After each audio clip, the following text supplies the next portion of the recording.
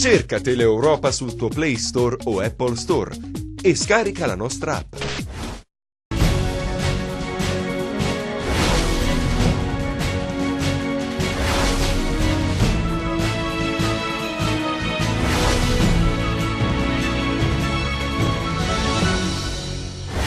Iniziati i lavori per la realizzazione della metro leggera a Cosenza sul Viale Parco, nuova viabilità. Il ministro Toninelli annuncia novità per il Tito Militi di Reggio. Presto, scrive in un tweet, ci saranno nuovi voli per l'aeroporto e Città dello Stretto. Il Tribunale della Libertà di Catanzaro ha annullato l'ordinanza di divieto di dimora per la sindaca di Cariati Filomena Greco, che adesso può tornare al governo della città. Dopo l'incontro in prefettura, i dipendenti del Marelli Hospital sospendono i presidi attuati davanti alla sede dell'ASP di Crotone a Palazzo Alemanni. Il prefetto ha convocato il DG Arena per trovare una soluzione. La denuncia della CISL: mancano a Catanzaro medici per il servizio al 118, una situazione che mette in crisi un sistema essenziale per la salute dei cittadini. Governare da sud, il tema affrontato a Cerisano nell'ambito del Festival delle Serre, amministratori a confronto sulle difficoltà che attanagliano le città del Meridione. Buonasera dalla redazione TG10, parliamo di viabilità in apertura del nostro telegiornale. A Cosenza sono iniziati i lavori per la realizzazione della metro leggera. Vediamo allora qual è la situazione adesso su Viale Parco. Anna Franchino.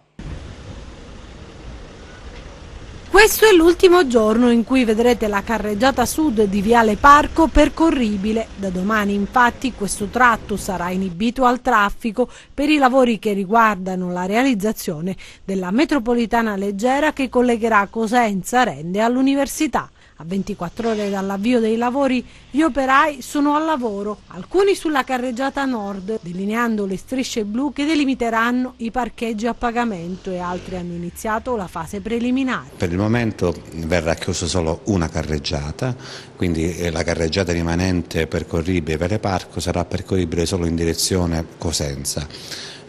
Mentre per quanto riguarda la direzione nord la strada sarà quella di via 24 maggio a senso unico verso nord, oppure quella dei pupilli in doppio senso sia verso sud che verso nord. Quando sarà pronta fra pochi mesi la strada di via Reggio Calabria, quella nei pressi di via Reggio Calabria, una viabilità alternativa, questo comporterà una normalizzazione del traffico. Dunque, da domani Viale Parco sarà percorribile solo in direzione sud verso il centro commerciale Due Fiumi, mentre la viabilità alternativa riguarderà via 24 maggio in senso unico e via Popilia in doppio senso, in attesa di ultimare i lavori in via Reggio Calabria che collegheranno al ponte di Calatrava. Come visione municipale un proprio percorso di accompagnamento con una presenza massiccia sia nei punti di arrivo a Viale Parco, e quindi spiegare dove si può andare, e sia proprio nelle strade che oggi saranno più trafficate come le Pupille di 24 maggio, dove ci deve essere una maggiore attenzione per quanto riguarda la sosta irregolare o altro tipo di infrazione, proprio perché oggi saranno più percorse rispetto a prima. Questa è la nuova viabilità per altri 3 mesi, periodo in cui prenderanno il via i lavori nell'altra carreggiata di Viale Parco che inibiranno completamente al traffico questa arteria. Un altro snodo cruciale a pochi giorni dall'apertura delle scuole, che si spera non creerà ulteriori disagi alla circolazione veicolare. Qualche disagio iniziale ci sarà per quanto riguarda invece l'uscita dalla città, però come tutte le cose noi speriamo che ci sia poi quella fase di transizione, poi ognuno, poi tante volte il traffico è anche una questione di mappe mentali, una volta imparata il percorso alternativo non dovrebbero esserci problemi. Vedremo. Sospesa la protesta dei dipendenti della Marelli Hospital dopo l'incontro con il prefetto di Crotone, che ha annunciato la convocazione del DG dell'ASP Arena e del commissario Scura. L'obiettivo è trovare le risorse necessarie per consentire al polo sanitario di continuare le proprie attività. Dopo l'incontro in prefettura, i dipendenti del Marelli Hospital hanno sospeso temporaneamente i presidi attuati davanti all'ASP di Crotone e a Palazzo Alemanni. I lavoratori protestano da tempo contro le scelte del commissario alla sanità Scura che, lo hanno ribadito più volte, mettono a rischio 300 posti di lavoro. Adesso dunque c'è una tregua nella vertenza. Il prefetto ha voluto incontrarli per ascoltare le loro ragioni. Questi sono dei lavoratori che hanno espresso la loro preoccupazione perché procedure aperte in chiave di mobilità non ce ne sono. Ho verificato che appunto l'azienda ancora non ha fatto partire nessun procedimento per la mobilità dei lavoratori, quindi la loro è soltanto in questa fase una preoccupazione espressa sia pure a gran voce per i timori che naturalmente queste situazioni possano poi effettivamente avverarsi. Il prefetto vuole vederci chiaro e così ha convocato il DG dell'ASP di Crotone, Sergio Arena, per capire come intercettare le risorse necessarie per consentire al polo sanitario crotonese di continuare la sua attività. Ho chiesto al dottor Arena di vederlo, lui dovrebbe venire da me martedì perché in questi giorni è fuori sede, però mi ha già anticipato che c'è una disponibilità per la radioterapia a firmare una convenzione con la clinica non appena naturalmente la commissione di accreditamento avrà completato la sua attività. Si apre dunque uno spiraglio nella vertenza? Vedremo. Il commissario Scura ancora non è stato convocato, ma il prefetto ha assicurato che presto ascolterà anche il commissario alla sanità. Lo sentirò quanto prima per poter capire se ci sono dei margini rispetto naturalmente alle richieste dei lavoratori. La denuncia della CISL a Catanzaro, mancano i medici del 118, una situazione che si sottolinea, mette in crisi un sistema essenziale per la salute dei cittadini. In attesa che il governo giallo-verde, così come ha promesso di fare, riveda la guida dell'ufficio del commissario, operazione che dicono essere in itinere, la sanità calabrese continua a disegnare scenari sempre più foschi. Tra le notizie che emergono dal magmatico settore c'è quella che riguarda il calvario dei dializzati di Reggio Calabria, costretti a spostarsi a Messina per sottoporsi alle vitali 4 ore di emodialisi.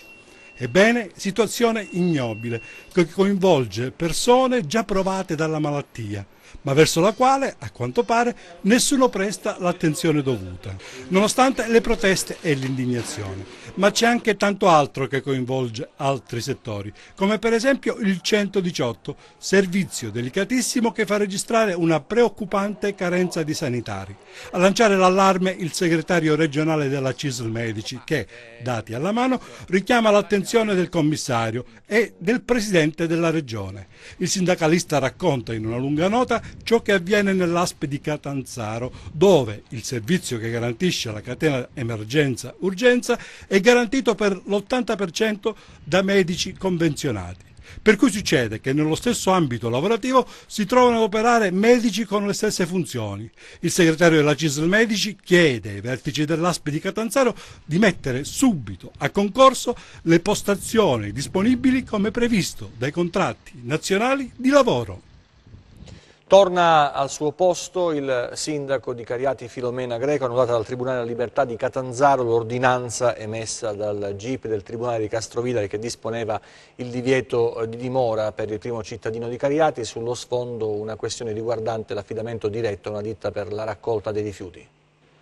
Annullata dal Tribunale della Libertà di Catanzaro l'ordinanza emessa dal GIP del Tribunale di Castrovillari nei confronti del sindaco di Cariati Filomena Greco che disponeva il divieto di dimora per il primo cittadino nel comune ionico.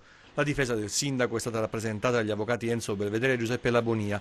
L'ordinanza è stata annullata anche per gli altri indagati, i 2 dirigenti dell'area tecnica e 2 amministratori della Ecology Green SRL. La vicenda riguarda un affidamento adottato dal comune di Cariati nei confronti di una ditta di raccolta di rifiuti nel momento in cui la precedente impresa aveva ricevuto dalla prefettura di Crotone un'interdittiva antimafia. Il provvedimento di nuovo affidamento è stato adottato su ben precisi presupposti normativi, motivati dalla tutela igienico-sanitaria e il decoro urbano, oltre che dalla necessità e urgenza di provvedere nel più breve tempo possibile alla sostituzione della ditta sospettata di essere in odore di mafia. La procura di Castrovillari, prima, e il GIP poi, riteneva invece inesistenti le ragioni di urgenza e contingibilità, potendo da un lato addirittura mantenere l'appalto in essere con la precedente ditta, dall'altro espletare una gara, una licitazione privata che avesse almeno 5 ditte come destinatarie. Il sindaco Greco ha sin da subito sostenuto, si legge nella nota degli avvocati difensori, che non solo nessuna collusione vi fu, quanto nessuna previa conoscenza con la ditta che ha sostituito la precedente. La bontà della scelta effettuata, scrivono i legali, è stata portata all'attenzione dei giudici del riesame, attestando il risparmio cospicuo per la città di Cariati di ben 500.000 euro in un anno rispetto a un appalto di 1 milione circa. Altro argomento forte portato all'attenzione dei giudici del riesame, ma già prima conosciuto e sottovalutato, è stato quello della medesima valutazione operata dal commissario prefettizio Reppucci, allorquando ha sostituito la sindaca Greco al comando del comune di Cariati. Egli ha adottato la medesima ordinanza sulla base dei medesimi presupposti normativi e di fatto. Sin da subito ha avuto la palese sensazione, ha detto l'avvocato, di un grossolano errore giudiziario. La sindaca Greco torna immediatamente al suo lavoro, dal quale è stata ingiustamente allontanata. Inchiesta Marlane 2, vanno avanti le operazioni di scavo nell'area dell'ex fabbrica tessile di Praia Mare. Nuova inchiesta della Procura di Padova vuole fare piena luce sui morti della Marlane, ex operai deceduti per patologie tumorali. Si scava ancora nei terreni della Marlane, l'ex fabbrica tessile di Praia Mare, al centro d'anni di una complessa vicenda giudiziaria. Molti degli operai che in quello stabilimento hanno lavorato oggi non ci sono più. Secondo i familiari, quelle malattie sarebbero state causate dai veleni respirati nella fabbrica, sostanze altamente tossiche utilizzate per colorare i tessuti. Sia in primo grado che in appello, lo ricordiamo, sono stati assolti i dirigenti vicentini dello stabilimento e i funzionari del territorio. Erano accusati di disastro ambientale, omicidio colposo e omissione dolosa di cautele contro infortuni sul lavoro. Il processo si è però concluso con il riconoscimento dell'avvenuto disastro ambientale. La Procura di Paola, guidata dal procuratore Pierpaolo Bruni, però non si ferma e con l'inchiesta Marlane 2 cerca di verificare un nesso tra morti, malati di tumore e lavorazioni in fabbrica. Nel faldone della nuova inchiesta ci sono le morti di 30 persone, decessi non trattati nel primo procedimento, e così nell'area dell'ex fabbrica continuano scavi e carotaggi. Poi, terminate le operazioni, bisognerà attendere i risultati dei vari campionamenti e prelievi. Nel procedimento sono 7 gli indagati e oltre 100 le parti civili. I familiari delle vittime da anni chiedono giustizia e verità. Altri fatti, altre storie di cronaca nei nostri 100 secondi. Il sindaco di Vibo Valentia è stato interrogato nell'ambito di un'inchiesta sui rifiuti. Questa mattina Elio Costa è stato sentito a lungo nella sezione di polizia giudiziaria. L'inchiesta punta a far luce sulle modalità di raccolta di rifiuti in città. L'indagine avrebbe acceso i riflettori sulla gara d'appalto vinta da una ditta di Catania. Costa è stato ascoltato in qualità di persona informata sui fatti.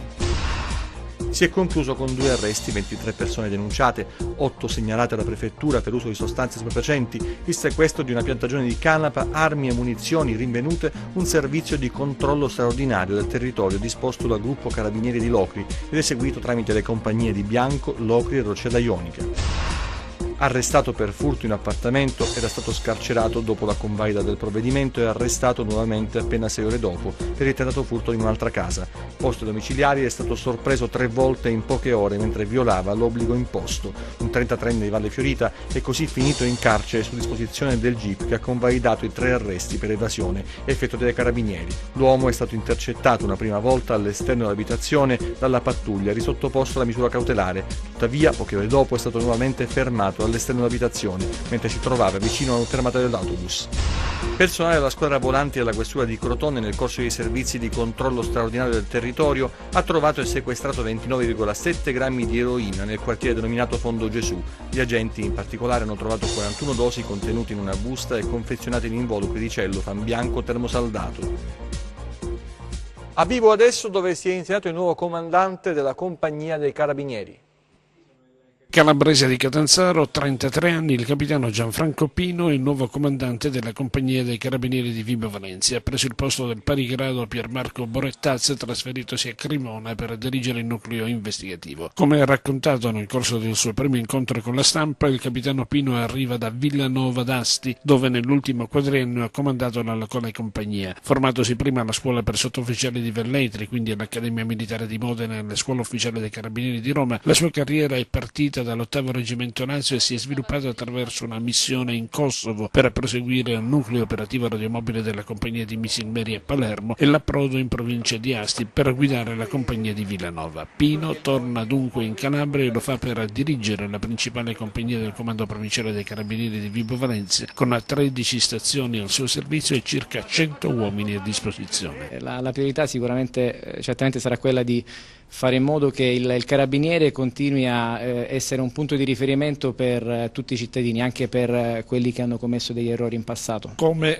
impostare il lavoro? Cominciando subito con una grandissima proiezione esterna e tentando di dare continuità all'ottimo lavoro che è stato svolto dai miei predecessori e grazie anche al contributo e alla disponibilità della scala gerarchica, ma anche dei cittadini che certamente hanno cambiato approccio, si stanno ribellando, stanno venendo a denunciare. Continuate in questo modo, noi siamo qui H24, non c'è festa in cui non ci sia una pattuglia o più pattuglie sul territorio a lavorare per la sicurezza di tutti, quindi continuate a rivolgervi a noi e a tutte le altre forze di polizia, perché l'impegno c'è, la squadra c'è e con l'impegno di tutti riusciremo a continuare a combattere. Non dico vincere la guerra, ma l'obiettivo è quello, ma siamo comunque sul pezzo. Andiamo a Reggio Calabria adesso, il ministro Toninelli che garantisce un futuro per l'aeroporto Tito Minniti, una vicenda che ricorda anche quella che si sta vivendo a Crotone, aeroporti che sono svuotati del loro significato, della loro valenza sul territorio, ma che lottano insieme ai cittadini e alle istituzioni per resistere e offrire un servizio ai calabresi. Un tweet per dare una speranza all'aeroporto di Reggio Calabria. Il ministro Toninelli fa sapere attraverso il sistema di comunicazione Lampo che Alitalia potrebbe ripristinare i voli dalla città dello Stretto per Milano e Roma. Stiamo lavorando con impegno, twitta il ministro alle infrastrutture e trasporti, per ottenere questo risultato. Un rilancio sarebbe autentica manna per lo scalo reggino, che ha più volte rischiato la chiusura e che dallo scorso anno è sotto la gestione di Sacal, la società che gestisce l'aeroporto internazionale di Lamezia Terme. E proprio al presidente del consiglio di amministrazione di Sacal, De Felice, si è rivolto il sindaco della città metropolitana Falco Matà nel corso di un vertice al quale hanno preso parte anche altri esponenti politici, dirigenti della città metropolitana e tecnici. Il sindaco Falco Matà ha sollecitato De Felice, e bisogna dire che ha trovato immediato riscontro, affinché si possa avviare un percorso di rilancio dell'aeroporto Tito Minniti. Già dalle prossime settimane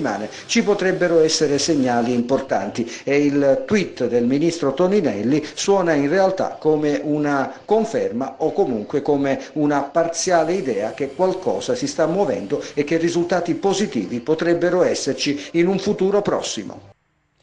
Le difficoltà di governare al sud, il tema del dibattito all'interno del Festival delle Serre di Cerisano. Sentiamo. Prosegue sull'onda del successo la 25esima edizione del Festival delle Serre di Cerisano, caratterizzata da un ricco programma e da una massiccia partecipazione di pubblico. Ultima iniziativa in ordine di tempo è stato l'incontro dibattito con il sindaco Lucio Di Gioia, il presidente della provincia di Cosenza Franco Iacucci e il vice sindaco di Palermo Sergio Marino. Affrontato un tema molto avvincente ma alquanto difficile: governare da sud. Dagli interventi è emersa la volontà, ma soprattutto la necessità di fare rete, così come ha fatto Cerisano, che per il secondo anno consecutivo ha creato una partnership importante con una grande città del sud. Io credo che il sud ha tanti punti comuni e dei punti comuni bisogna trovare anche forza, appunto, tenendosi insieme. Il sud ha identità comuni che vanno messe in risalto e se ci mettiamo insieme, tutti insieme, e le mettiamo in risalto, credo l'unione fa la forza, si dice, no? E quindi credo che valga anche in questo caso. Il tema del festival, che è questa amicizia con la Sicilia e quindi con la città di Palermo, è un esperimento importantissimo, è un tentativo veramente di rapporti anche con una città importante, una terra importante come la Sicilia. Sicuramente per noi è un onore avere la città di Palermo con questa partnership, con questo patrocinio concesso. Abbiamo cercato di immaginare insieme opportunità di sviluppo e di coinvolgimento delle nostre comunità e dei nostri territori. La missione del festival resta quella di accendere i riflettori su tutto il borgo, che per l'occasione si trasforma in un vero e proprio teatro all'aperto, con diverse location di semi seminate tra slarghi, viuzze e ambientazioni suggestive che propongono spettacoli per tutti i gusti e soprattutto eccellenti artisti di calibro internazionale. Infine c'è da sottolineare che i visitatori ogni sera hanno anche la possibilità di concedersi un viaggio enogastronomico all'insegna di prelibatezze e prodotti tipici del posto. Una grande atmosfera di festa dunque, che crescerà ancora di più nell'imminente fine settimana.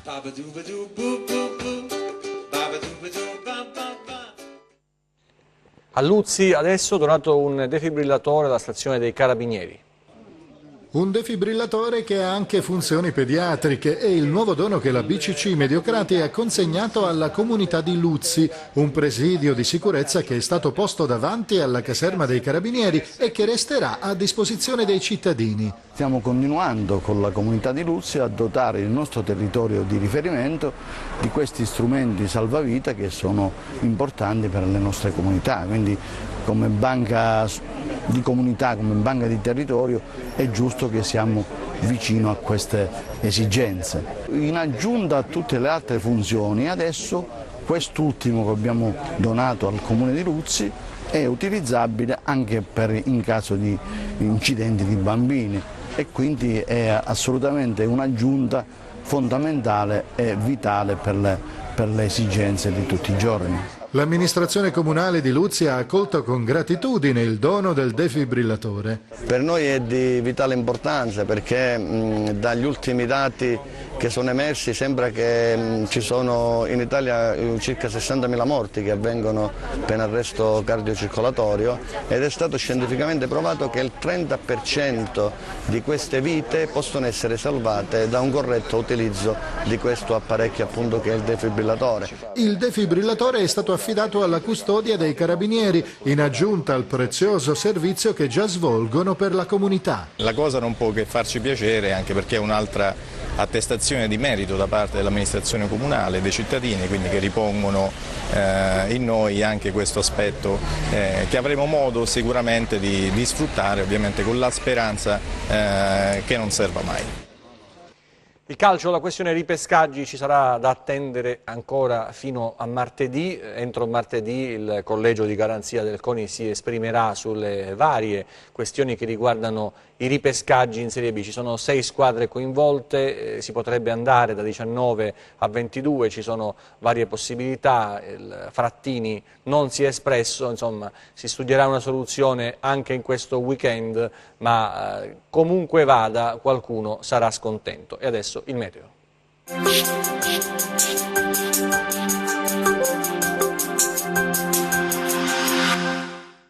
Ben ritrovati da Meteo in Calabria. L'alta pressione che ha protetto il nostro territorio nel corso della settimana si ritrae temporaneamente verso sud a causa del passaggio di una modesta seccatura atlantica in scorrimento sulle regioni adriatiche. Sulla Calabria subiremo prevalentemente della variabilità con spazio anche a locali piogge. Diamo uno sguardo al tempo previsto sulla Calabria per le prossime ore. Domani nuvole sparse sull'Ametino Vibonese e Reggino Tirrenico con possibili locali piovaschi, poche nuvole altrove. Da metà giornata aumento della nuvolosità sui rilievi di Pollino e Sila, specie settore nord-orientale. Saranno possibili piogge, localmente anche a carattere di rovescio, piogge che potrebbero sconfinare anche alla piana di Sibari e tra Basso Marchesato e Alto Catanzarese Ionico. Temperatura generalmente stazionaria. Analizziamo lo stato di mari e venti. Domani venti da maestrale ovunque con mare mosso il Tirreno tendente a divenire poco mosso in serata. Poco mosso lo Ionio. Prima di salutarci vi ricordo il nostro sito web www.meteoincalabria.it e la nostra pagina Facebook Meteo in Calabria. TG che finisce qui, ci vediamo nelle prossime edizioni, grazie per averci seguito, arrivederci e ancora buona serata.